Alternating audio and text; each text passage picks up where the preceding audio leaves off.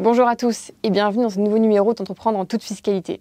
Nous voilà arrivés au terme des 3 épisodes consacrés à l'investissement immobilier, sujet prisé de l'entrepreneur qui commence à se dégager un peu de trésorerie. Dans ce nouvel épisode, nous allons vous parler des conséquences fiscales de la cession de l'immobilier en fonction des choix qui auront été réalisés lors de l'achat. En préambule, il faut distinguer 2 éléments.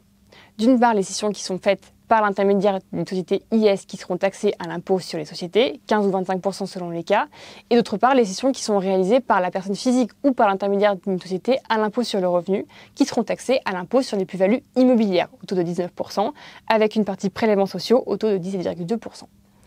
Dans l'hypothèse où le contribuable réalise l'acquisition immobilière sans passer par l'intermédiaire d'une société, il peut bénéficier d'une exonération de plus-value immobilière dans 2 cas de figure.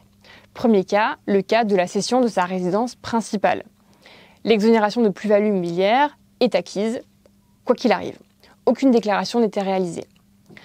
Dans le cas de la cession d'une résidence secondaire, l'exonération est acquise si le bien est détenu depuis plus de 22 ans pour l'exonération IR et depuis plus de 30 ans pour la partie des prélèvements sociaux. Avant ces 2 délais, 22 et 30 ans, des abattements pour durée de détention s'appliqueront.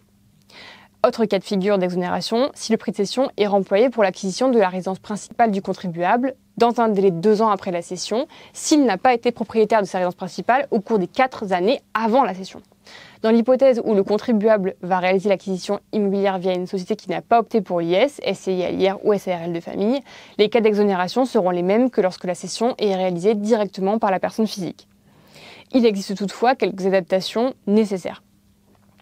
Lorsque la résidence principale est cédée par l'intermédiaire d'une société transparente, l'exonération ne porte que sur la fraction de l'immeuble occupé par l'associé à titre de résidence principale, et selon la quote-part qui revient à cet associé.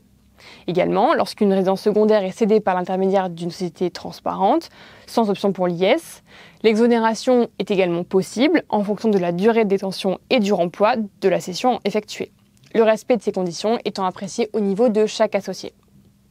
Dans l'hypothèse où le contribuable réalise l'acquisition immobilière via une société opaque, type SCI à l'IS ou SAS, la cession du bien par la société est considérée comme une cession d'actifs soumise à l'impôt sur les sociétés au taux de 15 ou 25% en fonction des cas.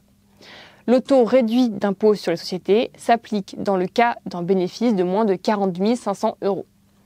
Pour affiner les calculs, mieux vaut prendre attache avec un professionnel qui pourra déterminer avec vous les conséquences de la cession envisagée. C'est le meilleur moyen d'entreprendre en toute fiscalité.